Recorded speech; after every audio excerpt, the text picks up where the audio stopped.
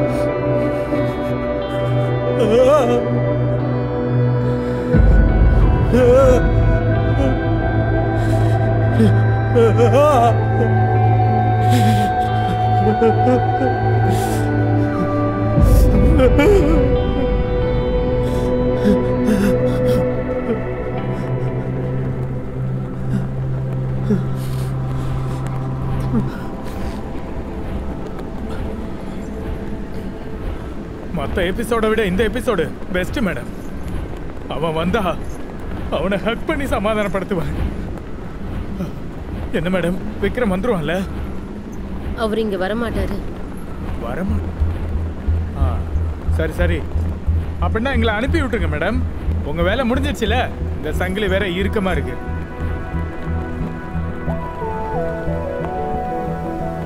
இங்க பாருங்க மேடம், ஒன்று மட்டும் சொல்லிக்கிறேன். அவனை அனுப்பின மாதிரியே என்னையை அனுப்பி ஏதாவது பண்ணிட்டு வாடன்னு என்னை வச்சு பிளான் போடாதீங்க. எனக்கு இன்னும் சொந்தமானவங்க அங்கே யாருமே கிடையாது. என்னை வச்சு எதுவும் பிளான் போடாதீங்க. என் பாடி கூட ஒருத்தர் வந்து எடுத்துகிட்டு போகல மேடம், ஆர்ச்சூரிலேயே கிடக்குது. ஃபேஸ்புக்கில் மட்டும் ரிப்பு ஜீவன் மறுபடியும் பிறந்து வா அழுத்திக்கிட்டே இருக்கிறானுங்க. 1500 லைக்ஸு. உங்களை அப்படிலாம் அனுப்ப மாட்டேன், விடுங்க. Thanks a lot madam. இந்தாங்க, இது என்ன மேடம்? இதை போட்டுக்கோங்க. கிஃப்டா? நல்லா இருக்கு நல்லா இருக்கு. Thank you madam.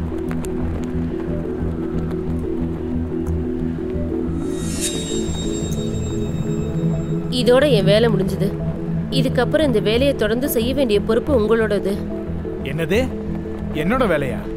ஒவ்வொரு மனுஷனுக்கும் பல வருஷங்களுக்கு பிறப்பு மறுபிறப்புன்னு இருக்கும். ஆனா தற்கொலை பண்ணிக்கிட்டவங்க மட்டும் பல வருஷங்களுக்கு அவங்க இங்கேயே தான் இருக்கணும். அதுதான் தண்டனை. அப்படின்னா நீங்க செல்ஃப் சூசைட்?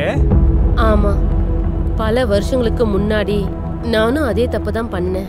ஆனா அதை விட பெரிய தண்டனை என்னன்னு தெரியுமா? நான் எதுக்காக தற்கொலை பண்ணிக்கிட்டேன்ற காரணமே எனக்கு ஞாபகம் இல்லை. அட, எனக்கு ஞாபகம் இருக்கு மேடம். அதாவது நான் ஏன் தற்கொலை பண்ணிக்கிட்டேன்னா,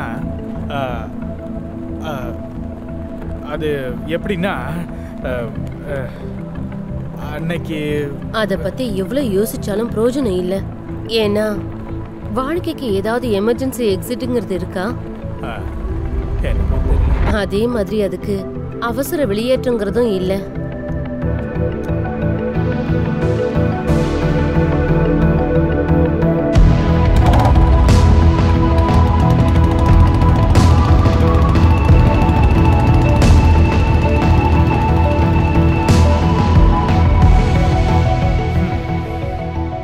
காம்பவுண்டர் ட்ரெஸ் கொடுத்துருக்காங்க.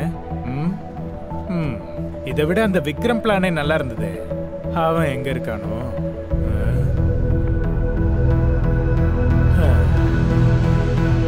இவங்களாம் யாருப்பா? நம்ம கொலீக்ஸா? ஓ, so many self suicides.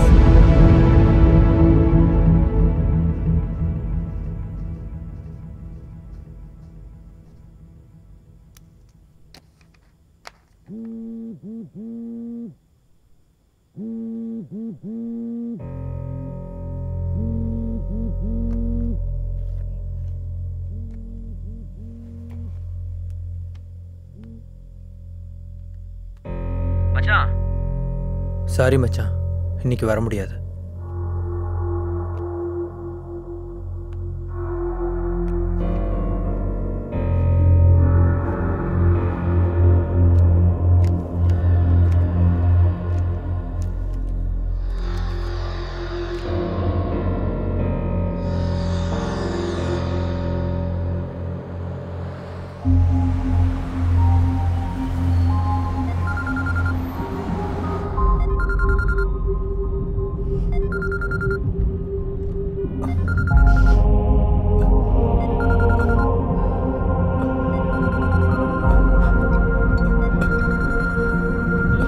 பிறக்க போற குழந்தைக்கு தைரியம் அப்பா அம்மா கிட்ட இருந்து தான் வரும்.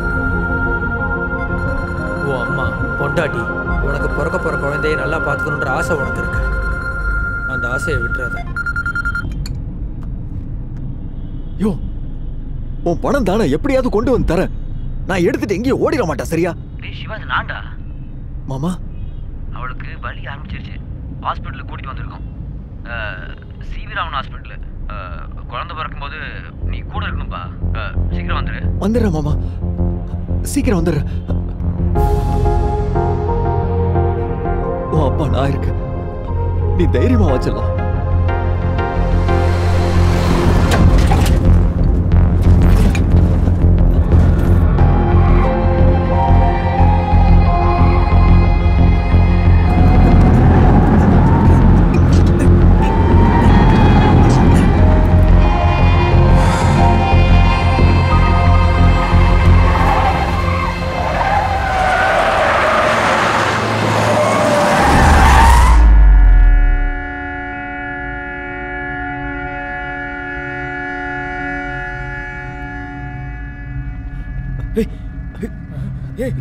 என்னப்பா?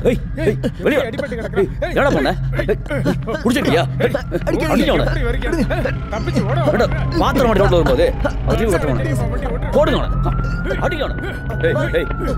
மாறு போடா போடா. வாடா ஜீப்ல எப்படி பண்ணிருக்காங்க?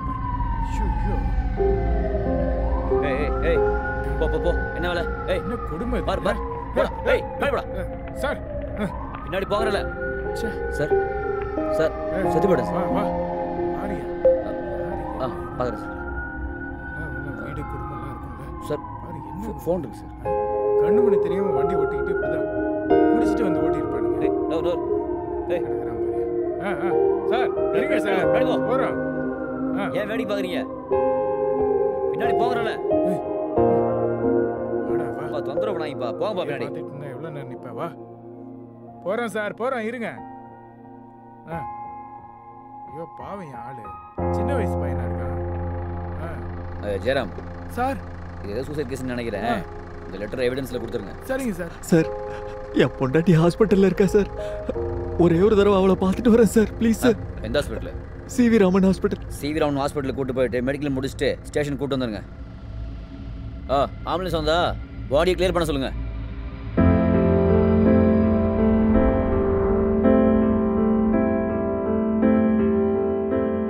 அப்பா, அம்மா, சிருஷ்டி, ஐம் சாரி. நான் என்னைக்காவது ஒரு நாள் ஒரு பெரிய ஆளாகி உங்கள் எல்லாரையும் கூட்டிகிட்டு போய் இந்த மொத்த உலகத்தையும் காட்டணும். அப்போ நீங்கள் என்னை எவ்வளோ பெரிய ஆளாக பார்ப்பீங்கன்னெலாம் நினச்சிக்கிட்டு இருந்தேன். ஆனால் அந்த உலகம் நமக்குள்ள, நம்ம வீட்டுக்குள்ளே தான் இருக்குன்னு புரிஞ்சுக்கிட்டேன். எனக்கு கிடைக்காத வெற்றி, பணம், மற்றவங்கனால அன்பு, மரியாதை, இது எதுவுமே எனக்கு வேண்டாம். ஆனால் உங்கள் கூட ஸ்பெண்ட் பண்ண சின்ன சின்ன நினைவுகளை நான் என் கூடவே எடுத்துட்டு போறேன்.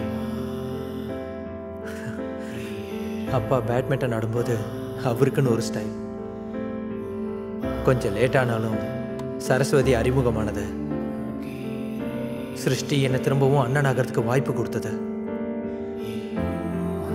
சின்ன வயசுல அப்பா முதுகுல ஏறும்போது அப்பா மேல வந்துட்டு இருந்த ஓல்ட் ஸ்பைஸ் ஸ்மெல்.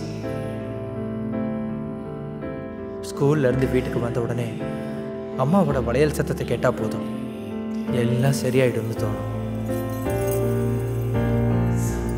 சிருஷ்டி, மொதல் வாட்டி நீ என் கையை பிடிச்சிட்டு நடந்தப்ப உன்னோட கொலுசு சத்தம். வாழ்க்கைக்கு ஒரு அர்த்தம் கிடைக்கிறது வருஷங்களால இல்லை, இந்த நொடிகளால.